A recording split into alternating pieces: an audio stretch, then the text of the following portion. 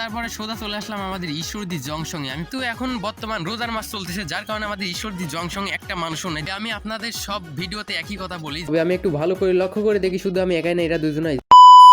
তো অনেকদিন ধরে আমি ভাবতেছি যে ঈশ্বরদী যাব, মানে ঈশ্বরদী কিসের জন্য যাচ্ছি সেটাও আমি আপনাদের মাঝে বলতেছি ভাই। মানে কয়েকদিন ধরে রোজা শুরু হয়ে গেছে, আপনারা তো সবাই জানেন। মানে রোজার ভেতরে আমাদের ঈশ্বরদীর ভিতরে কেমন ক্রাউড হচ্ছে, আমরা সেটা দেখার জন্য যাচ্ছি আমি ঈশ্বরদীতে। আর আমি আজকে মূলত যাব ঈশ্বরদী ওভারব্রিজ হয়ে, যার কারণে ঈশ্বরদী জংশনে যাচ্ছি। দেন তারপরে সোজা চলে আসলাম আমাদের ঈশ্বরদী জংশনে। আমি প্রত্যেকটা ভিডিওতে একই কথা বলি ভাই, মানে সপ্তাহে একবার হলেও আমি ঘুরে যাই ঈশ্বরদী জংশন থেকে।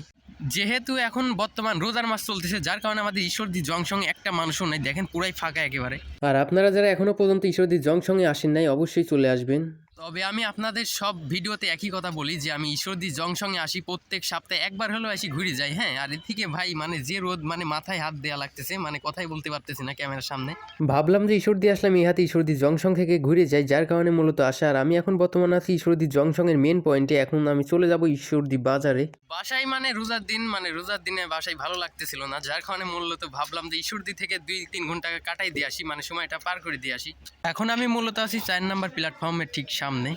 তো ফাইনালি চলে আসলাম ওভারব্রিজের ঠিক নিচে।